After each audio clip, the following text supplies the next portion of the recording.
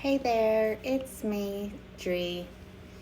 In my last message, I talked about rejection being protection and how the unraveling begins when the things that aren't aligned with you are stripped away by spirit. Today, I want to take us a little bit deeper.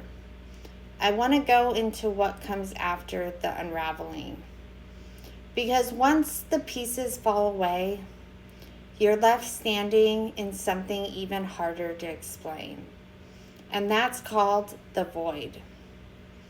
The void is that place where everything feels empty. Your routines are gone.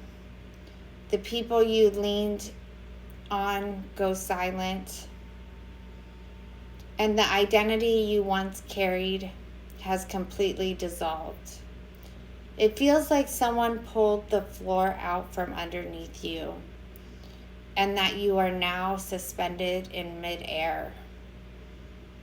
And here's the thing, the void, it's not punishment. The void is actually sacred because it's where your soul rewires itself before it carries you into the next chapter. I've known collapse before, which comes before the void. When my second husband left me, I didn't get out of bed for 18 months. That was a time of grief. That was a time of depression. But that time, it wasn't awakening. Not yet. That time was pure survival. But in the beginning of 2024, when the 8-month relationship I spoke about in my last video suddenly ended, something very different happened. This time, I was fully awake. I had already been on my path of remembering. And when this unraveling came, I experienced the void from an awakened perspective. Because from that moment and for a full year afterwards, I was walking through emptiness with my eyes wide open. I could feel spirit stripping away the things that no longer belonged. And spirit started with that relationship and then continued by removing my neighbor who I had a very close bond with. And then spirit finished by hauling away my very first best friend all the way back from junior high school. At the time, I couldn't see why it was happening. It felt cruel and almost unbearable. But now I can understand. I understand that none of those people could go with me to where I was heading, and that their part in my story had reached its ending. And spirit, for whatever reason, seemed to know this before I did. That time period was the sacred void for me. It wasn't just about loss. It was about preparing me for who I was becoming. And that year, it was unlike anything I had ever experienced before. My life became very solemn and very quiet. The only people left were my daughters. My oldest was living 1,500 miles away. She was caught up in her own world, and while I loved her so deeply, I just couldn't lean on her the way I had longed that I could. And my younger daughter, she was still here with me, but she was just a child, doing healing of her own. And I couldn't expect her to carry the weight of seeing me fully. So it was just me, alone with myself, no one there to truly understand, no one who could sit with me in the depth of what I was experiencing at the time. I would wake up and move through the motions of the day, but the silence that I carried with me was thick. My phone wasn't ringing. My circle had evaporated. It was like Spirit had put me in a sacred chamber and shut the door on me. And in that chamber, Spirit didn't just take away the people in my life. It also took away my vices.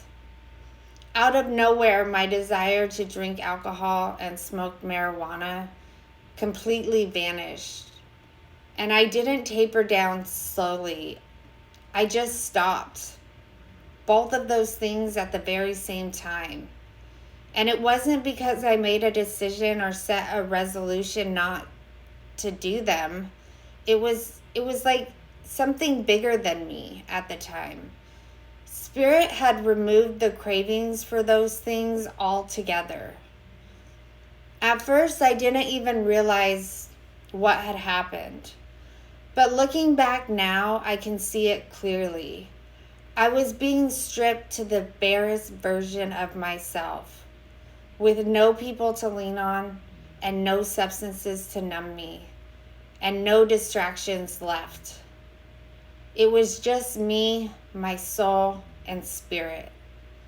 And that's what the void does. It empties you completely so that there's room for something holy to be born. The void feels like being stripped down to your bare soul. It's not pretty.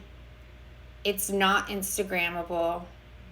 It's staring into the mirror and not recognizing your own face. It's walking through your days with no map, no direction, and no certainty. It's like a wilderness that you've never seen or felt before.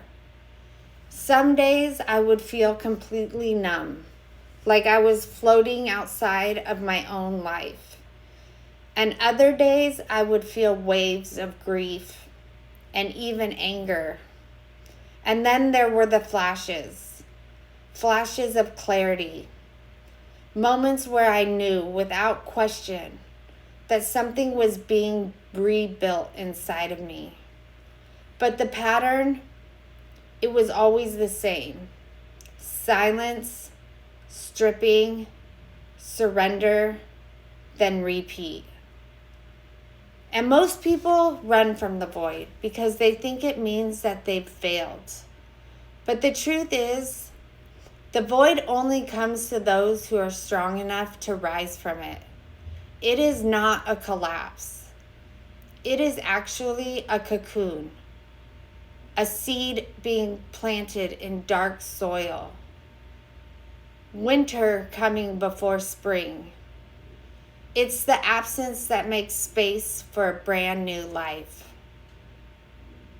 So slowly, I began to taper out of my void. I could feel myself stepping into what was my first true season of awakened life. And when that moment came, I did the unthinkable. I chose to step away from my 25-year career. The very thing that had kept me alive, kept me surviving, and kept me functioning for all the years that came before. That career, it was my safety net. It was my stability. And it was my proof that I could endure anything. But I chose to let it go. And I did it because I was ready to surrender fully to my higher power and let what was coming next all the way in. And nothing from my past was going to come with me. Not the relationships, not the patterns, not even the identity I had built in my work life. The only pieces of my past that crossed that threshold with me were my 2 little girls, the very ones who started this journey with me a little over 18 years ago. That was my declaration to Spirit. I am ready. Strip me of the old. I will carry forward only love, only truth, and only the ones who are mine to protect.